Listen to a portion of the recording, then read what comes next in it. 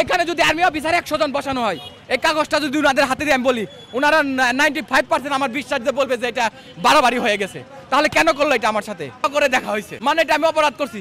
15 আগস্টের কথা পরে রিজিয়নে খোঁজ নিলাম, কয় তুমি তো মিয়া বিয়েও করছো একটা মানে মিরাক্কেল দিনে, এমন দিনে তোমার বিয়ে করতে হয়েছে কেন? 15 আগস্ট তো কালই, 15 আগস্ট কাল দেখাই তো এরকম হয়েছে। সংশ্লিষ্টতা বলতে তখন আমি যে কারণে আমাকে চাকরি থেকে মানে ডিসমিস করা হয়, আমার আগে পরে কোনো এসি আর কোনো সার্ভিস কোনো কিছুই খারাপ নাই।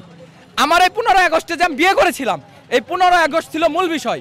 তা না হলে তখন আমারে বললো ইনক্রিমেন্ট কাটবে কিংবা সিনিয়রিটি লস করবে।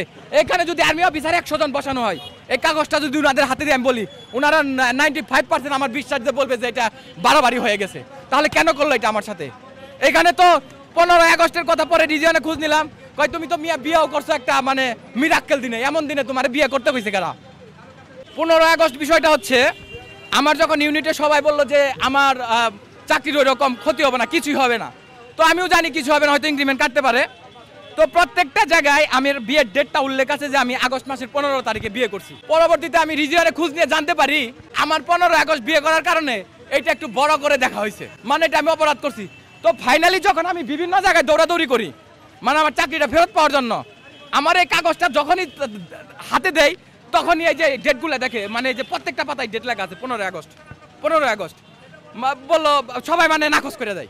তো ফাইনালি আমি 1.5 বছর দৌড়াইতে দৌড়াইতে আমি একদম ক্লোজ করে দিছি যে আর দৌড়াবো না। আল্লাহ যা ভাগ্যে রাখছে 15 আগস্ট তো কালই, 15 আগস্ট কাল দেখাই তো এরকম হয়েছে। নইলে আমি তখনকার সময়ের এই প্রধানমন্ত্রী শেখ হাসিনা এবং কি বলে এই আব্দুল হামিদ আর হচ্ছে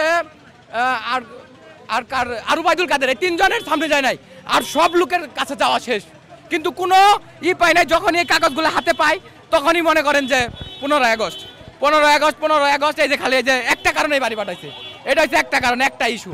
আর অন্যান্য লোকেরা দেন 2টা 3টা 4টা কারণ দিয়েছে, মানে আমাকে বাড়ি পাঠাতে হবে, এটা হচ্ছে মূল বিষয়। আমার কথা বুঝতে পারছেন? আর একটা কোনো কারণই নাই, এটা তো আমার কাগজ না, এটা আমার এই যে এই পিলখানা কর্তৃক মানে আমাদের এই হেডকোয়ার্টার কর্তৃক যাদের চাকরি যায় তাদের সবাইকে এই ধরনের একটা দিয়ে দেওয়া হয়। মানে একটা সৈনিক চাকরি যাওয়ার পূর্বে যে কোনো সৈনিক বুঝতে পারে যে এই জন্য আমার চাকরি চলে যাইব। আমার ব্যাগে যে কারণ আছে, একটা সৈনিকের চাকরি যাওয়ার কয়েকটা কারণ লাগে, একটা কারণে কোনোদিন বাড়ি পাঠাইতে পারে না। তো ওইখানে কি করলো আইন আমার সাথে সাথে, মানে আমি তো আমাদের ওরা প্যারেড বলে, ওই প্যারেডে দরবার সাজিয়ে মনে করেন রেডি করে রাখছে, আমি বুঝছি আমাকে রাখবে না, বাড়ি পাঠিয়ে দিবে। তখন তো আমি মনে করেন একদম মানে 22 হাসিনা মরে যাবো আমি বুঝি না। তখন আমি চিন্তা করতেছি আমার চাকরি গেলে তো আমার ওয়াইফ থাকে কিনা, চলে যায় নাকি, আমার সন্তান হইলো কি হবে, মানে আমি একদম ভেঙে পড়ে গেছি। তো এই অবস্থায় উনি আমার ওয়াইফ ওই দিন মীমাংসা হওয়ার পরেও আমার সিও ঢাকা এইভাবে লেখছে যে আমার ওয়াইফের সাথে আমি সংসার করতে অস্বীকৃতি জানাইছি, অথচ আমার স্টেটমেন্ট স্পষ্ট লেখা আছে আমি আমার ওয়াইফের সাথে সংসার করতে আছি, সুখে আছি, যেটা আমার ইউনিটে সবাই জানে। এমনকি আমার ওয়াইফের নোটারি করা মানে ডকুমেন্ট আমার কাছে আছে যে আমরা সংসার করতে আছি, সুখে আছি, শান্তিতে আছি। তো এখন আমার চাকরি নাই, আমার ওয়াইফের চাকরি আছে, আমি বেকার। এখন বলেন যে অভিযোগ করছিল আমি তাকে নিয়ে সংসার করব না, যে ব্যক্তি অভিযোগ করছিল তাকে নিয়ে আমি সংসার করব না, সেই ব্যক্তি আবার নিজেই আমাকে ডিভোর্স দিয়ে দিচ্ছে। ও ভালো থাকুক, আমি ওর জন্য দোয়া করি, ও সুখী হোক। কিন্তু মিহাল যে বিষয়টা, আমিও সুখী হব, বউ নিয়ে শান্তিতে থাকবো, আমার ওনারও বিয়ে হয়ে গেছে, উনি শান্তিতে থাকবে। আমার সন্তান দায়িত্ব হলো কিসের জন্যে, কি জন্যে?